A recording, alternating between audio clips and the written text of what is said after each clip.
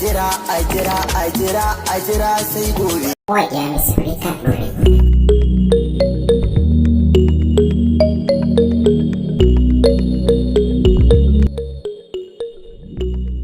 Kamar yadda da kuka sani mawaƙin Miss Africa Dore shahararren tauraron mawaƙi ne wanda mawaƙin ya kasance ba koyayye ba. Mawaƙi ne shahararre kuma mawaƙi ne sani a ko'ina a faɗin Najeriya lungu da sako har ma zuwa ƙetaren Najeriya birnin da ƙauye.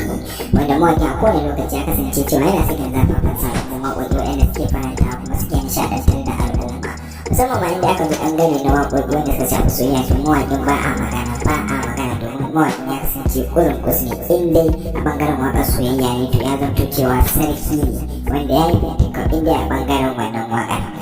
Yau ma dai kamar kula a cikin shirin nan ne albarka kamar yadda muka saba kawo muku zafafen sababbin waƙoƙi daga tauraron mawaƙan Hausa. A yau ma dai muna tare da wata daga cikin zafafan waƙoƙi wanda wannan mawaƙi wato mawaƙin Hamisu Breaker Dore ya sake a wannan lokaci wanda nake farin ciki a cikin shirin nan ne albarka na sada ku da faifan bidiyon wannan zazzafar sabuwar waƙa.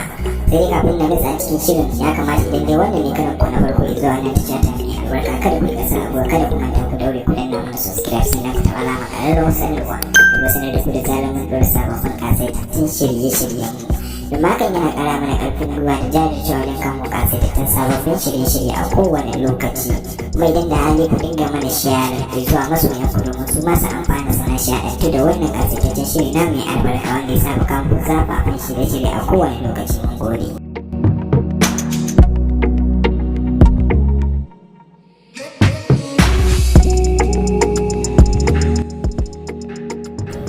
Kamar yadda dai kuka sani da Hamisu Breaker Dore din sananne ne wanda Hamisu Breaker Dore din kun sani cewa dan asalin jihar Kano ne wanda ya fito daga local government ko kuma ce muku karamar hukuma ta Gwale wanda yake a unguwar Dorayi unguwar Bello wanda mawaƙin ya kasance cewa a kowane lokaci waƙoƙinsa suna jan akala da zuciyoyin al'umma kasancewar waƙoƙin nasa sun kasance waƙoƙi ne waɗanda suke tausasa zuciya kuma waƙoƙi ne wanda musamman ma inda na ɓangaren soyayya ne waƙa ce wadda za ta saka zuciyarka a cikin kwargin nishaɗi da farin ciki kuma waƙa ce wadda tsantsar ma'ana inda a ɓangaren waƙoƙi ne waɗanda wannan mawaƙi shahararre wato mawaƙin Hamisu Breaker yake saki kuma waƙoƙi ne waɗanda suke tafiya da yanayin zamanin da muke ciki hakan ne a kowane lokaci dukkanin wata waƙa da zai saki zaka ga kafin ka ce gwabo kafin ka kyauta ido zaka ga cewa waƙar ta kasance ta karaɗa ko ina da ko ina lungu da saƙo na ƙasar nan har ma zuwa ƙetaren ƙasar na kasancewar mawaƙin ya kasance yana da masoya ba a iya Najeriya ba har ma zuwa ƙetaren Najeriya mawaƙin Hamisu Breaker Dore soyayyar da jama'a suke masa ta karaɗa ko ina hakan yasa ko ina baya da tantama ko ɗarɗar inda har zai shiga domin ya je gabatar da taro ko kuma wani abu na waƙoƙinsa domin masoyansa su nuna masa farin ciki su yi ma kuma ya nuna masoyan nasa asalin ainihin soyayyar da yake nuna zuwa gare su. Masu iya magana sun yi gaskiya da suka ce yaba kyauta tukwici.